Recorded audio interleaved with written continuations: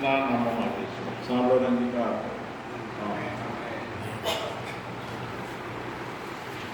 that mic, brother.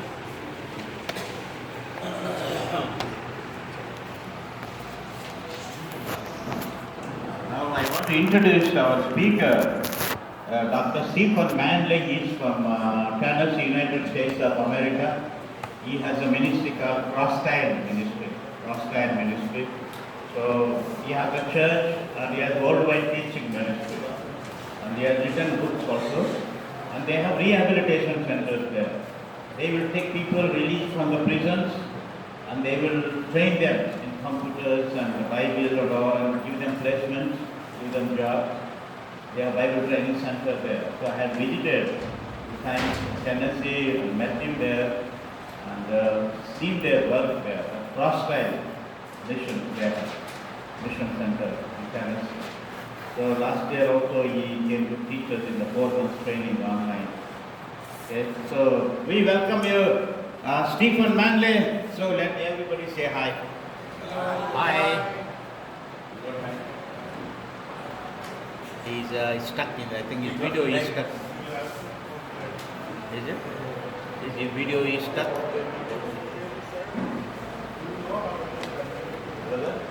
Are you able to hear what I'm saying? Yes.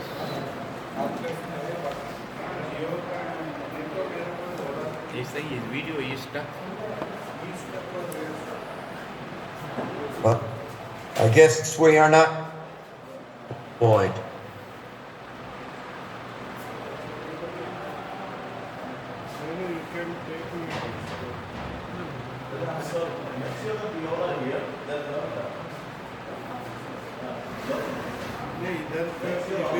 Oh my. Yes.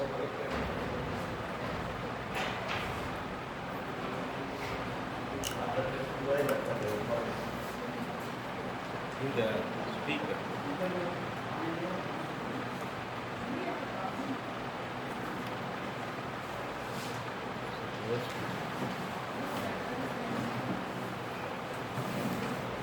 There he has problem, I think. There's signal problem. No, he keep That's a little better. keep the ears also visible. We want to see him also speak. You have to keep that also. That's a little better. Yes, you please start. Can you hear me now? Yes, you can. Okay. We're good? Yes.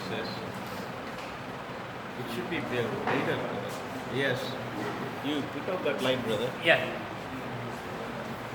Please start.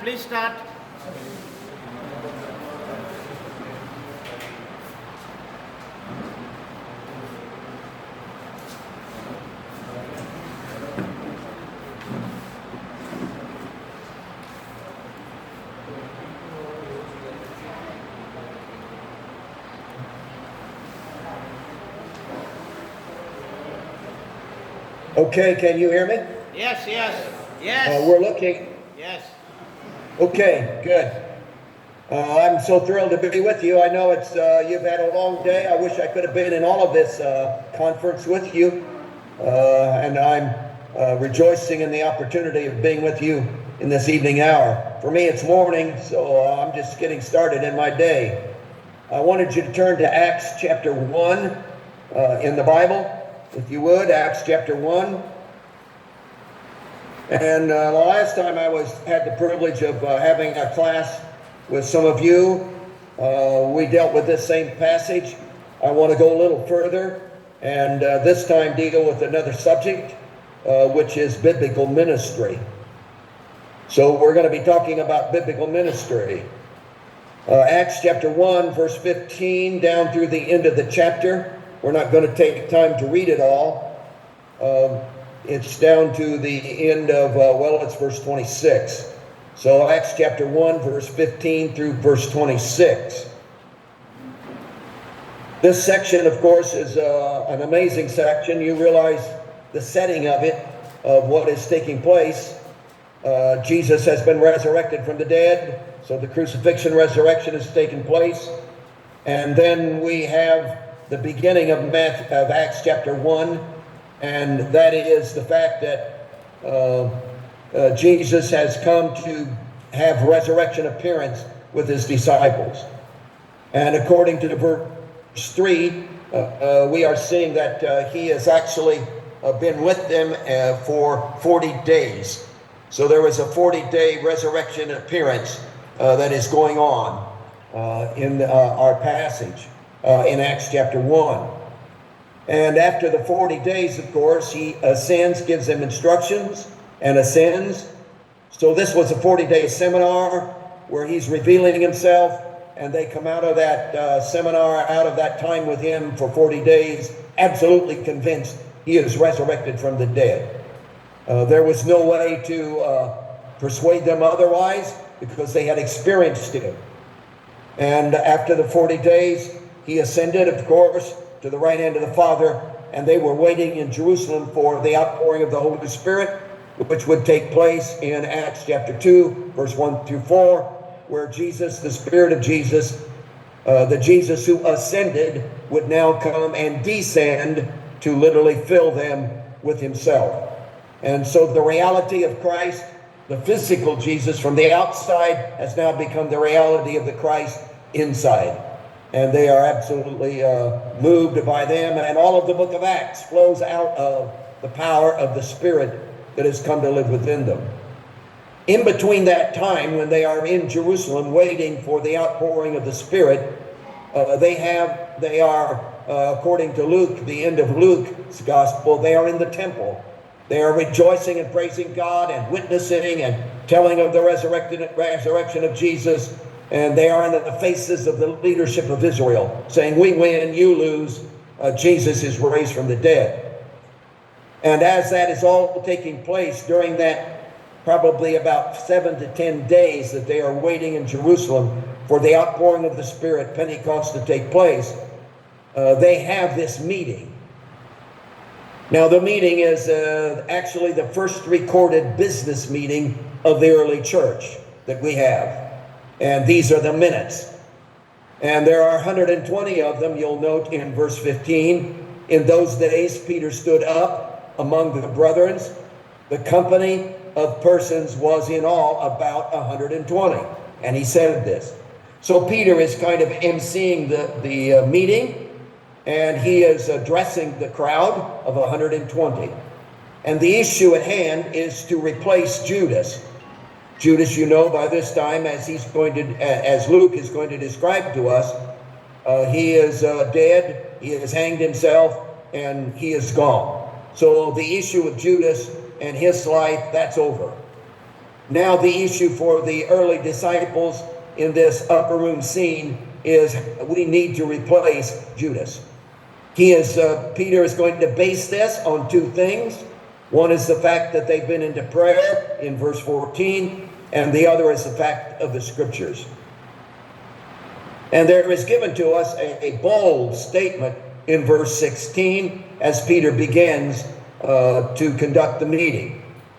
Peter turns to the group in verse 16 and says, brethren, the Scriptures had to be fulfilled, which the Holy Spirit spoke before by the mouth of David concerning Judas, who became a guide to those who arrested Jesus. Now, he gives us great insight. And the purpose, of course, I believe that the purpose that Luke has put this in the account, in the Acts account, is that we are getting insight into how the early church thought. In other words, how did they feel about things? How did they operate? How did they view things? What was their theology? And the issue that we had dealt with the last time I had the opportunity of sharing was out of verse 16, which is we get their view of the Scriptures, how they felt about the Scriptures. And it's amazing that evidently the early church, they believed that the Scriptures was backed up by the sovereign hand of God, which is the opening statement that Peter makes. The Scriptures had to be fulfilled. That the Scriptures is not just ordinary writing. It is not just historical account. It is not just some philosophy put down on paper. It is actually the speaking of God and is backed up by the sovereign hand of God himself. In fact, Peter goes on to say the scriptures, which had to be, must, backed up by the sovereign hand of God, be fulfilled, which the Holy Spirit spoke. So the early church believed that the writing of the scriptures was actually spoken by God. So what you've got is that Peter goes on to quote two scriptures that he is referring to, which is found in verse 20. And he says those scriptures were not written, they were Psalms. They were not, while they may have been written by David, they were spoken by God. So we get this insight into how the early church felt about the scriptures. Now, he goes on from there to talk to us about Judas.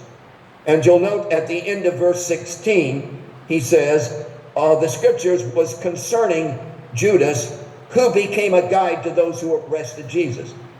Now he continues that into verse 17 about Judas. And he says, for Judas was numbered among us and obtained or was allotted his share in this ministry. Now he's gone from giving us insight how the early church felt about the scriptures.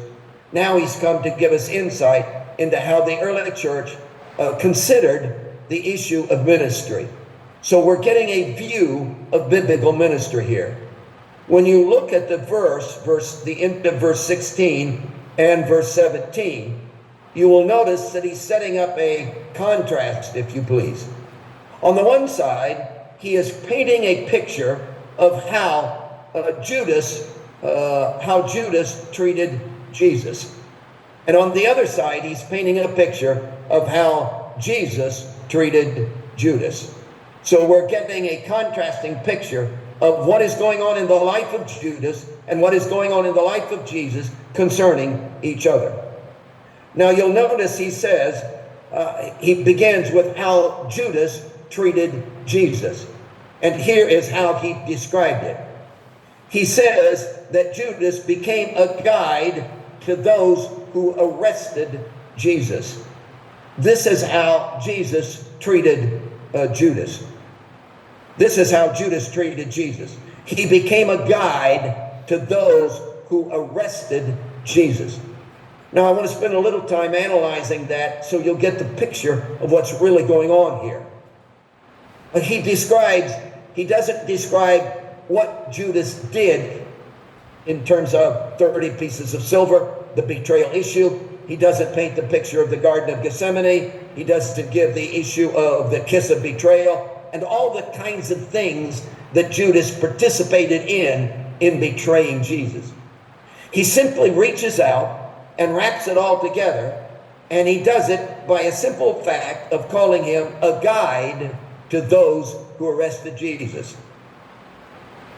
The Greek word that's translated guide is very, very significant, because as you get into that word, you'll find out it's only used right here in the scriptures. It's not used any other place in the scriptures. It's an amazing word. The word that he gives to us is two words put together. And those two words are, the first word refers to the word road, and the second is the idea of a strengthened version of leading. So what you've got is the idea of a road and leading someone down the road. And I need to correct myself, because this is not the only time it's used in the scriptures. It's used 10 times in the scriptures. It's used 5 times as a verb and 5 times as a noun.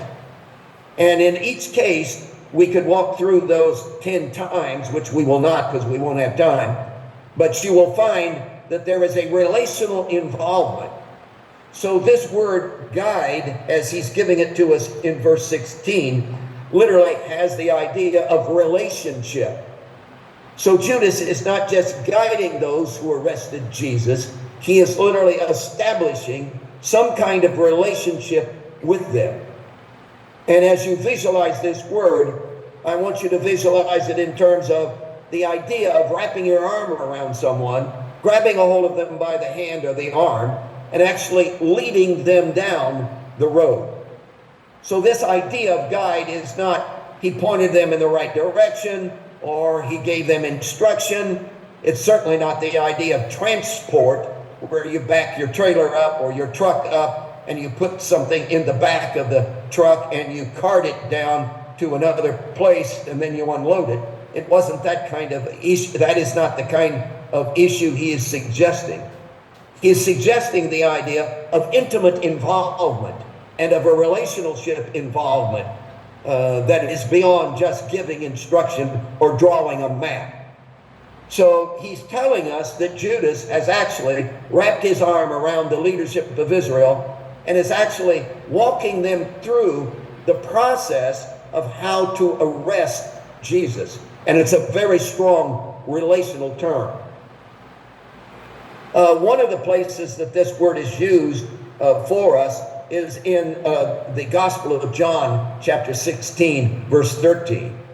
You know that chapter 14, 15, and 16 are all one discourse given by Jesus in the upper room before his death. And as he shares with the disciples, he's sharing with them the issue of the coming of the fullness of the Spirit. But the Holy Spirit, the Spirit of Jesus, is literally going to come and fill them with himself. He says, I will not leave you orphans. I will come to you.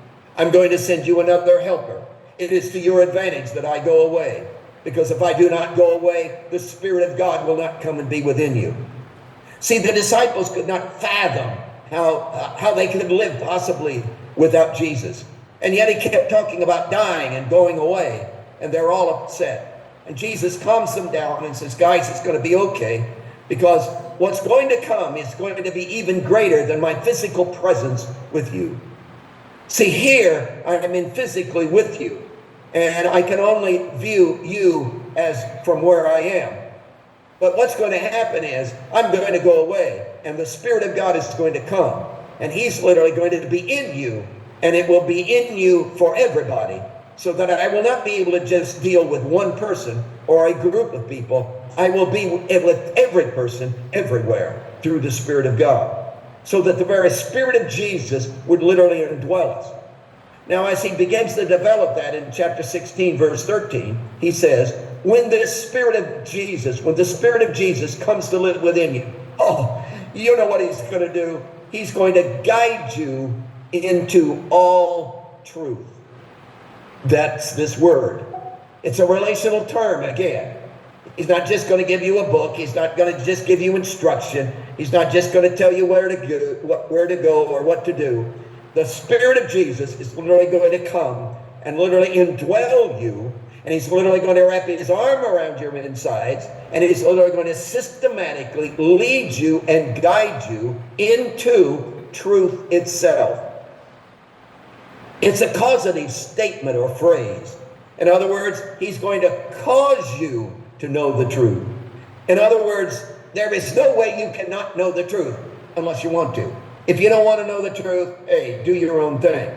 But if you really want to know truth, if you really want to know what God is saying, if you really want to know the will of God, he says the Spirit of God is going to come and relationally involve himself in your mind and your heart and your inner spirit, and he is literally going to cause you, make you know the truth.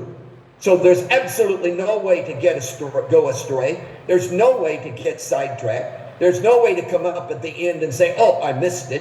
Why? Because the Spirit of Jesus is going to guide you. That's our word. Guide you. Relationally involve himself with you and cause you to know the truth. So again, there's no way not to know the truth unless you want to. If you don't want to know the truth, then you can do your own thing. But if you want to know the truth, and you're hungry, and you're seeking, and you're desiring with your whole heart, the Spirit of God is relationally going to involve himself with you, wrap his arm around your insides, and systematically, step by step, lead you into all truth. What a phenomenal truth. Now that's the positive aspect of the guide idea. Now bring that concept into verse 16, and let's apply it to Judas. And what you find out is that Judas, this is the negative aspect. Judas has literally wrapped his arm around the leadership of Israel, and he has guided them step by step into the arrest and crucifixion of Jesus. I don't know what picture you've had of Judas and his involvement in the betrayal of Jesus up to this point. But if you would read the scriptures carefully, you will find out, for instance, in Matthew chapter 26, verse 14, it says, Matthew tells us, then one of the 12, called Judas Iscariot, went to the chief priest and said, what are you willing to give me if I deliver him to you? And they counted out to him 30 pieces of silver. So that from that time, he sought opportunity to betray him. Now, what that's telling us is that the leadership of Israel did not have a plan. The leadership of Israel didn't know what to do.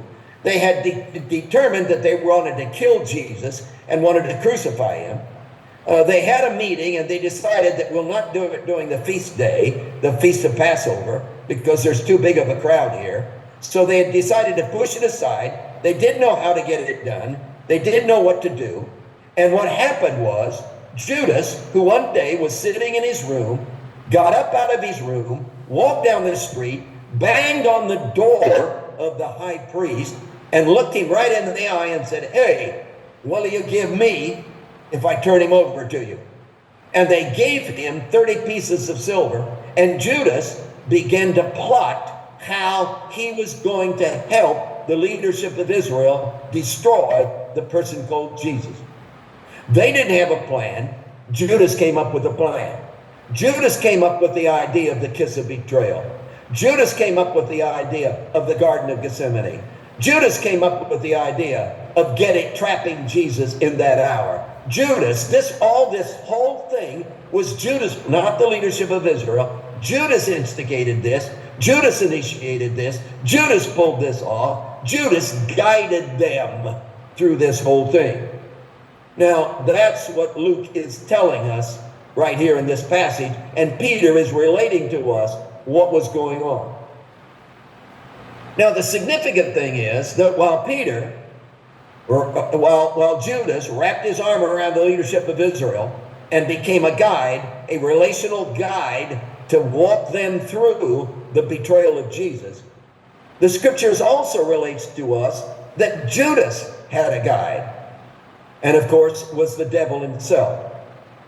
So what's going on here is that the devil himself has literally entered into Judas, wrapped his arm around the inside of Judas, and is using Judas systematically in a relational involvement, is guiding Judas step by step by step, and at the same time that the devil is guiding Judas, Judas is guiding the leadership of Israel step by step into the betrayal. For instance, as you look at the scriptures, you discover that in Luke, for instance, in chapter 22, the leadership of Israel, it's during the feast of the Passover, they're scared of the people. They want to kill Jesus, but they don't know how to do it. They do not have a plan. And then Luke tells us this. Then Satan entered Judas, surnamed Iscariot, who was numbered among the 12. So he went his way and conferred with the chief priest and the captains how he might betray him to them.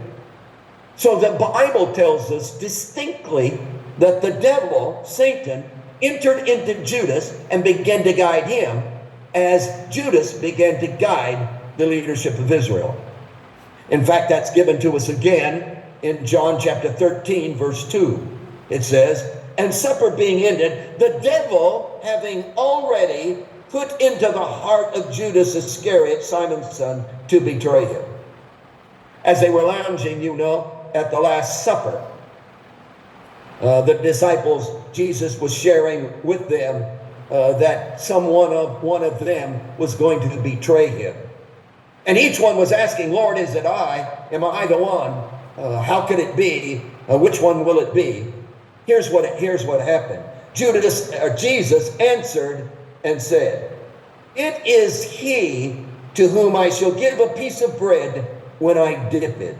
And having dipped the bread, he gave it to Judas. Now after the piece of bread, Satan entered Judas.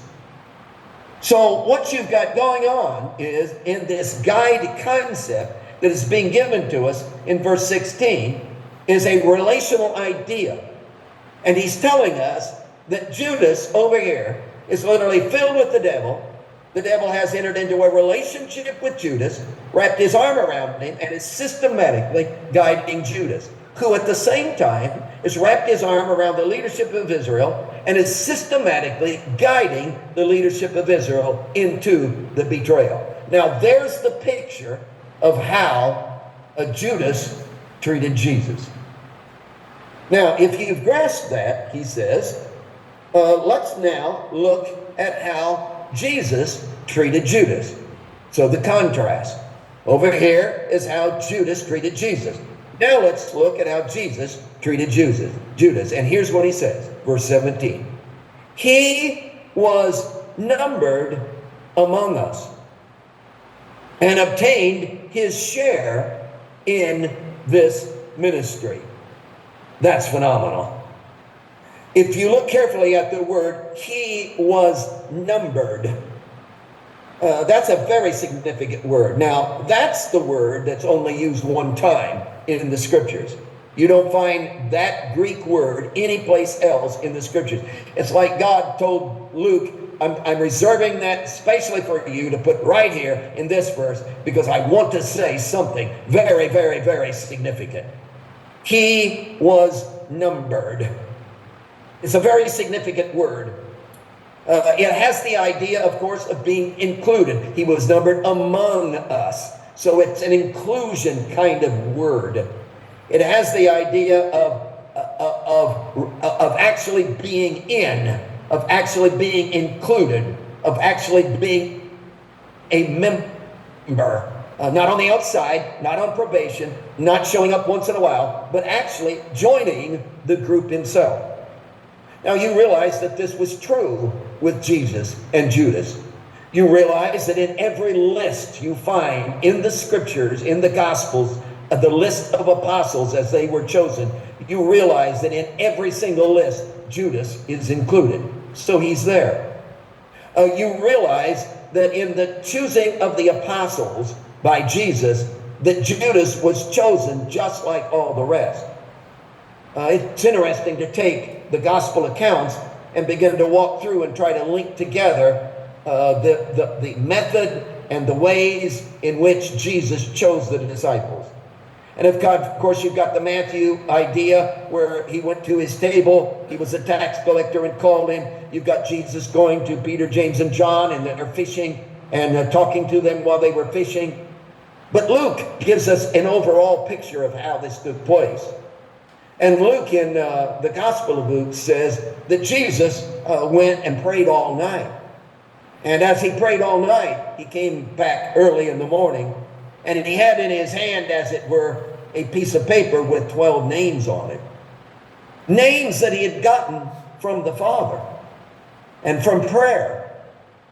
And he stood up before the large group. It would have been the 5,000 group that he had fed. He stood up before the large multitude, and he began to call out these names. Can you hear him? Peter, won't you come up here? John, got to have you come up here. James, got to have you come up here. And he went through the list, and when he came to Judas, the same tone, the same fluctuation, the same way. Hey, Judas, got to have you come up here. He chose Judas, just like he chose all the other disciples. See, he did not look at the list and choose Peter, James, and John and the rest of the apostles, and then come to Judas and say, oh, brother, Judas, well, okay, get up here. See, there's never any indication in the gospel accounts that Judas is held at arm's length by Jesus. That Jesus ever came to Judas and said, now, you can't be involved in this. You're not up to this. I don't want you to participate in this. No, Judas was participating in everything that was going on. He was included. He was never left out.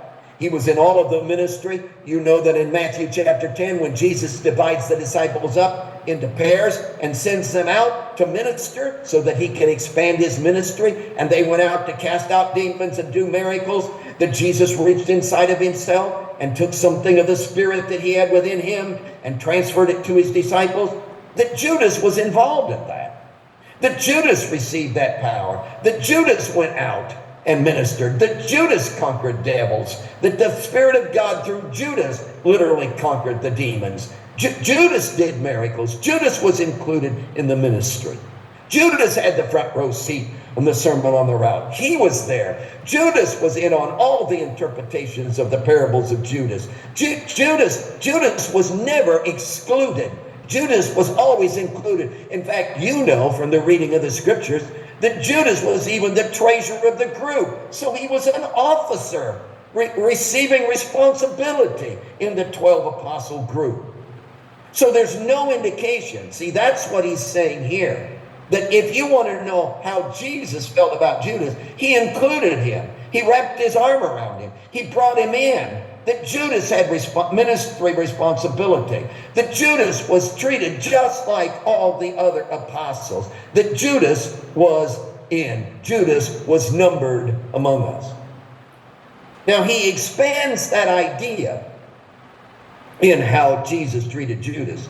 He expands that idea in verse 17.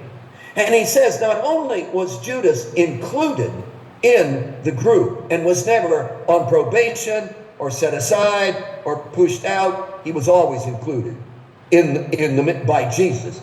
So not only did Jesus do that, but he obtained his share in the ministry. He obtained. Now the Greek word that translated obtain, or in other translations was allotted his share, literally is lot casting language. Now, I hope I can explain this to you. It's not really difficult, and surely you'll be able to understand that what he's beginning to do now, Luke is giving the words of Peter, and Peter is beginning to use lot casting language, which is going to flow all the way through this passage and this business meeting clear to the end. In fact, it's going to be the way that they actually choose the individual to take the place of Judas. Now, some of us have looked skeptical on the idea of casting lots, that they would do that, and they missed it, and they shouldn't have done that, and they ran ahead of God. But you realize in the Old Testament, if you study the casting of lots, that God instructed consistently the Israelites to cast lots to find his will. It's in the Proverbs strongly. In fact, Zacharias, who was one of the priests, was serving in the temple. The father of John the Baptist, the angel of the Lord shows up and talks to him in the temple as he's offering incense. And the reason he was in the temple offering incense at that particular time was because they cast lots, and the lot fell on him. So even the priests were involved in casting lots. Now, we know that after Pentecost, nobody ever cast lots. I get that. It was never brought up. Nobody ever suggested it. Now God speaks to us directly through his Spirit in the inner heart of man. I get that. But that hasn't happened yet. Pentecost hasn't taken place. So they're going to cast lots. Now, Luke, Peter, in his speech, is literally beginning to use lot casting language. There was a whole language that clustered around the casting of lots. I would illustrate that from my culture with baseball, for instance. We play a lot of baseball, and there's a whole language that is clustered around playing baseball. Somebody will come up and whack me on the back and say, after a sermon, and say, "You hit a home run this morning." Well, that's baseball language. Hit a home run. I wasn't playing baseball when I was preaching. I was preaching, not playing baseball. And yet they took baseball language and applied it to preaching. Now, Peter is doing that in this passage. He's taking lot casting language and he's applying it to what he wants to say concerning Judas and the issue of ministry. And he's beginning right here. He's going to do that several times throughout his passage in dealing with replacing Judas, but he's beginning it right here. And the idea of obtained, again, is in reference to casting lots. Now, there was lots of ways of casting lots. For instance, one way they did it was dice. Another way they did it was that they would have, probably in the case that we're dealing with here, they had a clay pot. And there were two individuals that were involved, Matthias and Josephus, or Joseph rather, Joseph and Matthias. So they had two rocks, no doubt, and they put initials on each one, each rock, J and M, and put it in the clay pot, switched it around, and somebody reached into the clay pot, pulled out, and oh, Matthias got the lot. Now, the obtained, idea of obtained in verse 16 here, that word literally refers to the idea, again, of casting lots. It refers to, now I know Judas did not receive apostleship by casting lots. Jesus chose him after praying all night. I know that. But Peter is trying to say something to us about ministry. He's saying that Judas actually had the reality of ministry given to him, that he obtained this ministry. He literally had it in his possession. It belonged to him.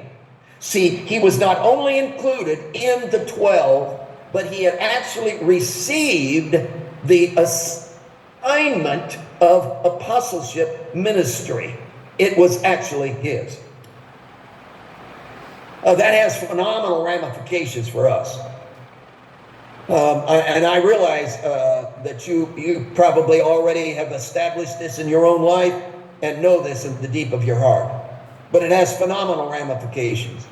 You see it strongly in the prodigal son scene. The prodigal son has taken his money and the inheritance, and he's wasted it all and ended up in a pig pen, which in Israel, in the view of Israel and the perspective of Israel, that was the worst that sin could do to you, would be living with the pigs, eating what the pigs eat, the slop of the pigs. That's where he was. He's the pig boy. He's in the height and the depth of sin itself. He comes to himself, as you remember in the story, and he says, my dad, I'm about to starve to death, but my dad has plenty to eat at home. In fact, they throw food away. I would be better off to go home and just be a slave. I'm not worthy to be a son. I'll just be a slave and serve at my father's table. And so he runs home. And when he goes home, he bangs on the door. And of course, the father doesn't answer. He goes around and back and bangs on the door, but the father doesn't answer. And finally, after banging several times on the door, the father comes to the door, wipes his eyes.